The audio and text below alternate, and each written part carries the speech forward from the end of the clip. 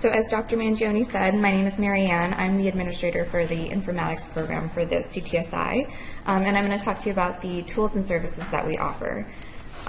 So we kind of have separated this out into two categories. We have at the top, these are our cohort discovery tools. So this is what you would use when you're at the grant proposal stage. You're only going to get count information from this, so just keep that in mind.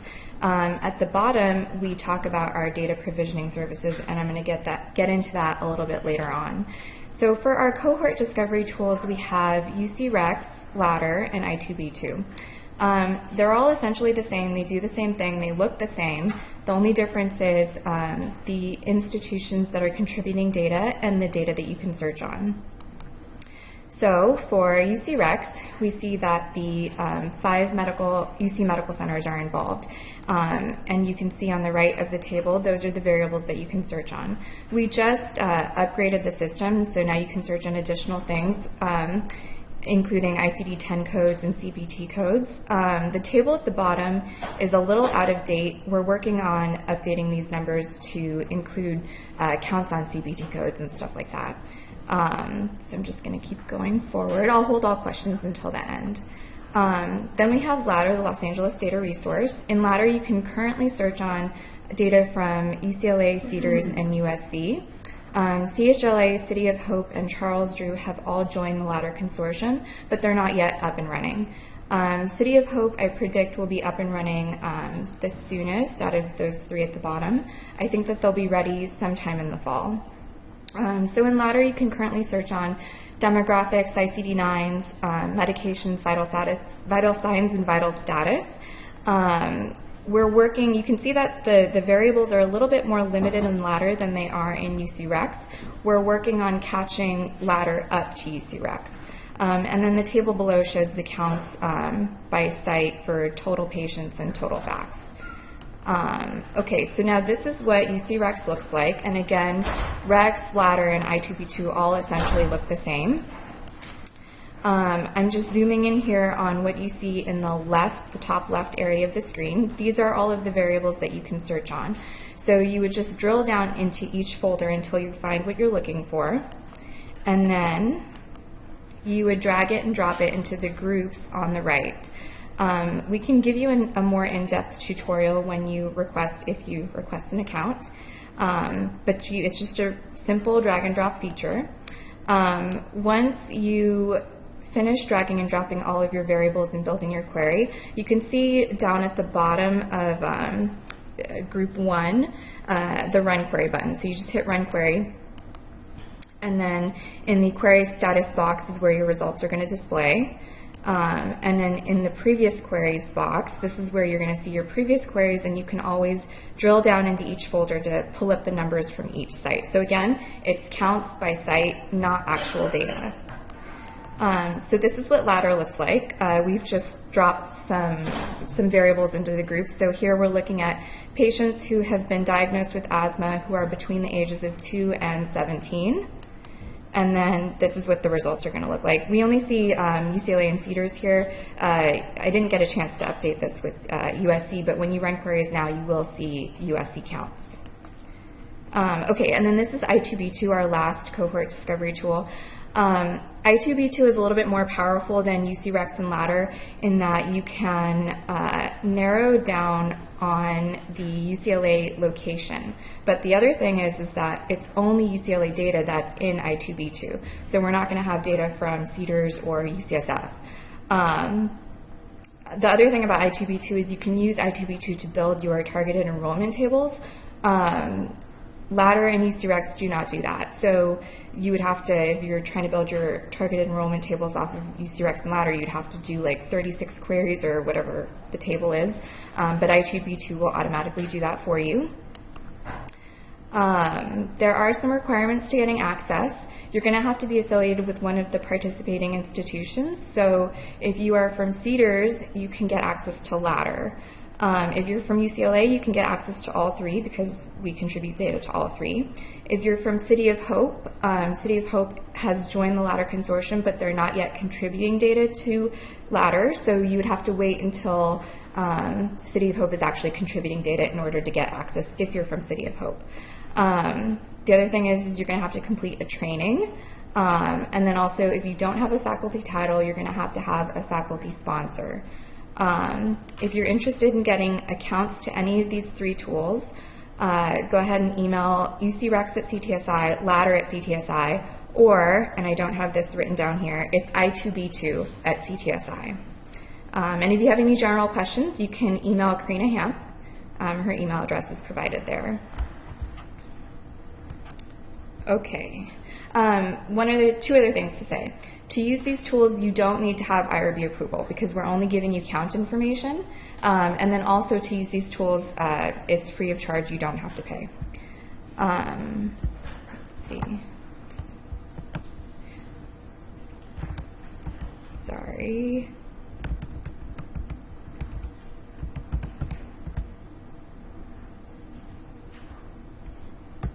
Okay. So the next thing I'm going to talk about is our data provisioning service. So you would take advantage of this after you have been funded and you're ready to start your study. So this slide here just outlines the steps that we would walk you through when we're provisioning data. The first thing we always ask you to do is come talk to us. We want to learn more about your data request right up front. And we want to know what's the study question you're trying to answer. You are also going to need IRB approval, and we're going to help you get IRB approval.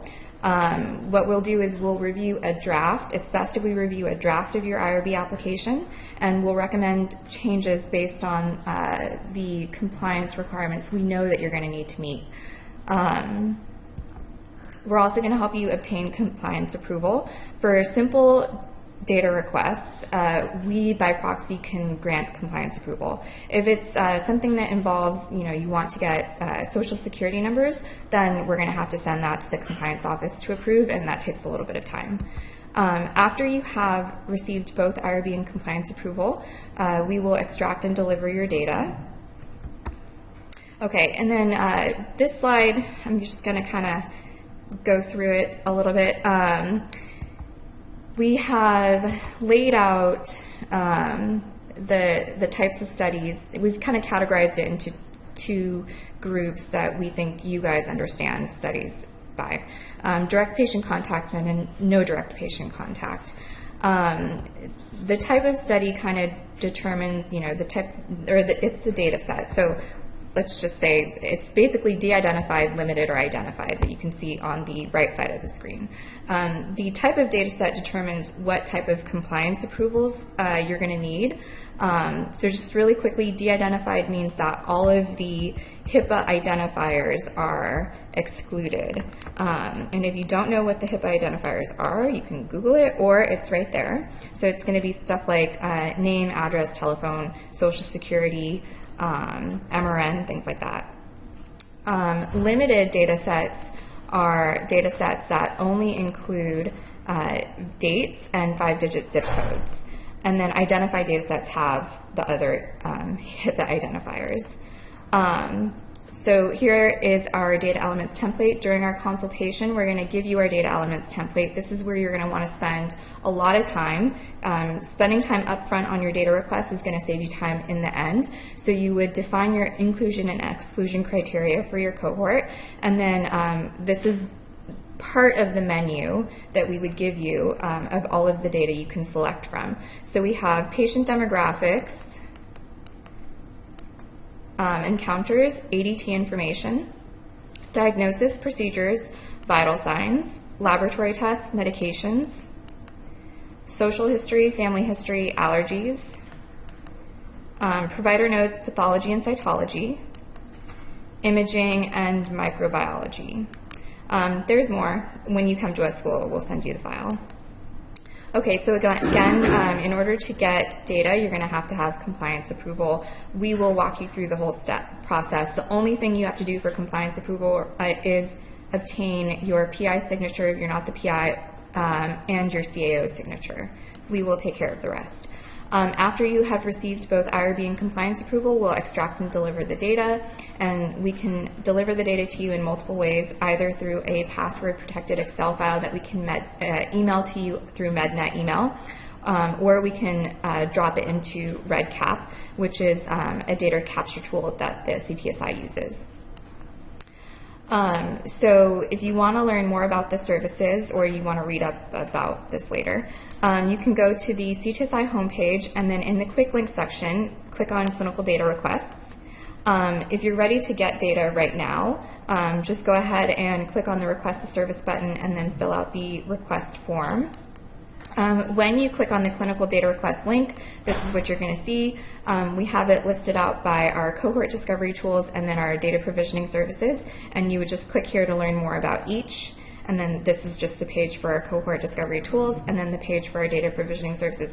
If you are interested in data at some point, like now or in the future, I highly recommend that you visit this web page and read through it, because it has a lot of additional information that's going to be very helpful to you.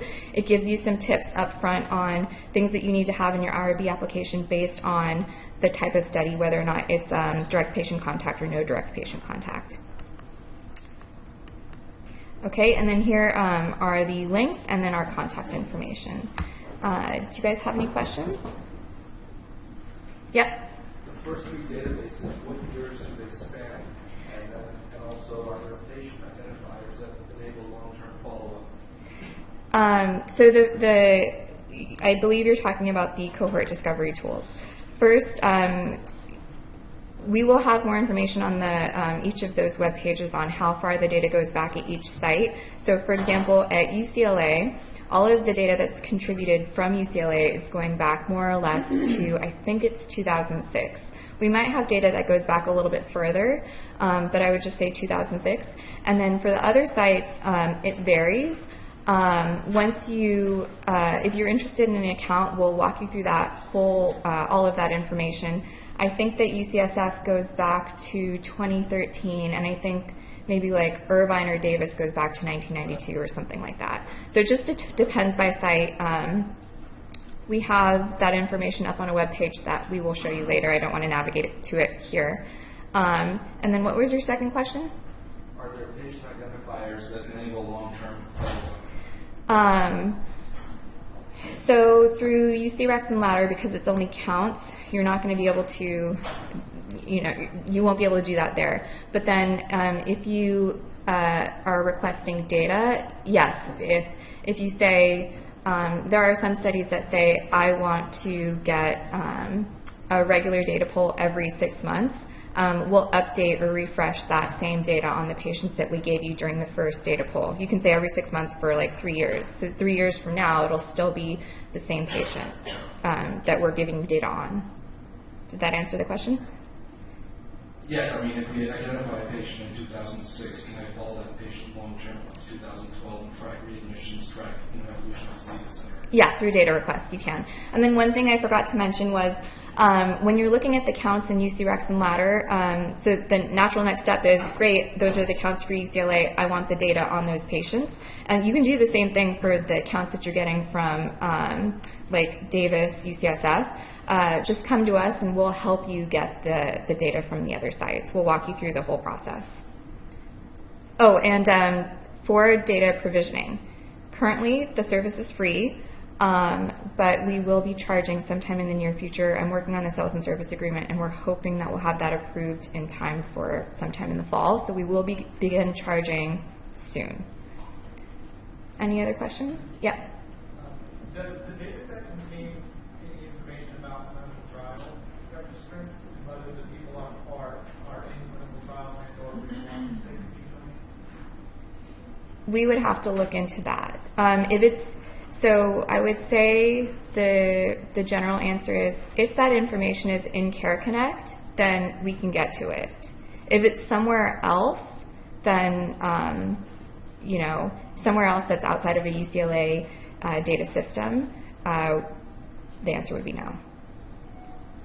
If you have a particular, if you want, you can email me directly with that question, and then we can look into it and see if we can get that information and get back to you. Any other questions? Okay. Thank you. Thank you.